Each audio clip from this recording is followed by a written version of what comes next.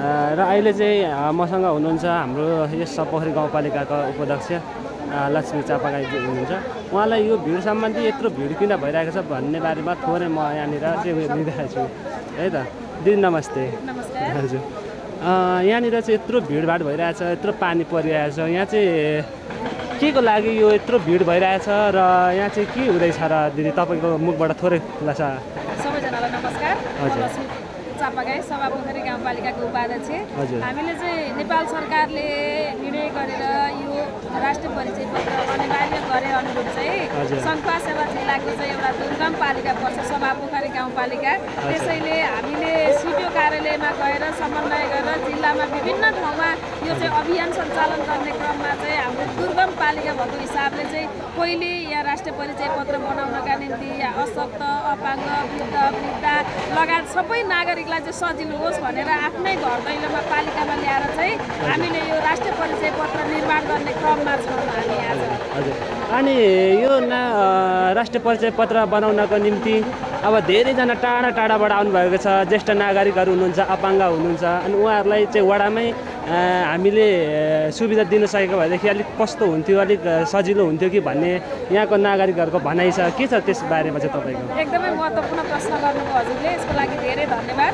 सकेसम्म हाम्रो साथीहरू, हाम्रो नागरिक चाहिँ जिल्लामा गएर जिल्ला प्रशासन कार्यालय मार्फत चाहिँ यो काम गर्दै आएको अवस्था हो। तर हामीले जिल्ला चाहिँ प्रशासनमा गएर समन्वय गरेर सकेसम्म यति भए पनि सुलभ होस् भनेर आफ्नै गाउँपालिकामा आफ्नै जनप्रतिनिधिले चिनेको आफ्नै नागरिकलाई सहयोग गर्न सजिलो हुन्छ भनेर उहाँहरूलाई लाने ल्याउने व्यवस्थापन मिलाउने काम चाहिँ सबै जनप्रतिनिधि साथीहरूले खटेर गरिराख्नु भएको छ। सुरक्षाकर्मी त्यत्तिकै लाग्नु भएको छ, पत्रकार मित्रहरू त्यत्तिकै लाग्नु भएको छ, नागरिक समाजको भूमिका त्यत्तिकै महत्त्वपूर्ण मैले देखेको छु।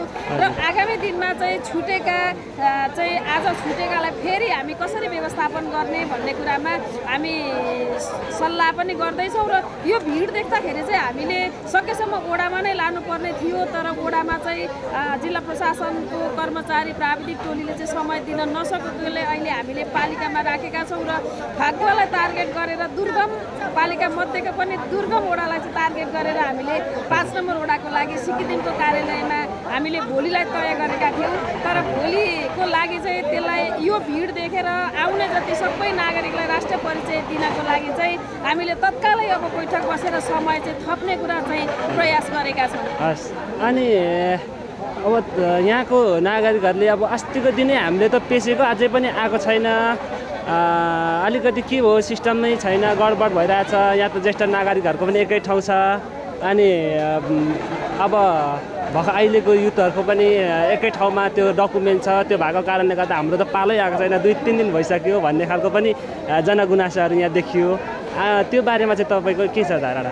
एकदमै हजुरले सार्वजनिक प्रश्न राख्नु भएको छ, कुरा सही हो। हामीले युवा पिँढीसँग हामीले माफी माग्नुपर्छ। म त याद जोडेर माफी पनि माग्न चाहन्छु, किनभने पहिलो प्राथमिकताका आधारमा हामीले वृद्ध, वृद्धा, अशक्त र अपाङ्गलाई पहिलो प्रायोरिटीमा राख्यौँ। र उहाँहरूलाई व्यवस्थापन एउटा 5-7 जनाको 8-10 जनाको टिम मिलाएर हामीले उहाँहरूलाई पहिले छिराएर अनि उहाँहरूलाई चाहिँ बस्ने बन्दोबस्त गरेर चाहिँ त्यहाँ चाहिँ शीतलको व्यवस्थापन गरेर हामीले उहाँलाई पहिलो प्राथमिकताको आधारमा राखेर अपाङ्ग, अशक्त, ज्येष्ठ नागरिकलाई चाहिँ पहिलो प्राथमिकतामा राखेका छौँ। त्यसकारण पनि अलिकति सक्ने, उभिन सक्ने, सहन सक्नेलाई चाहिँ हामीले आज नसकेको कामको लागि भोलि पर्सि नसकुन्जेल समय थप्ने पनि हामीले यहाँहरूसँग अनुरोध गरिसकेका छौँ। हस्।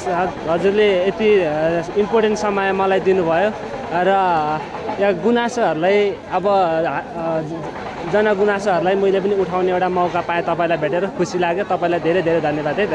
हस्।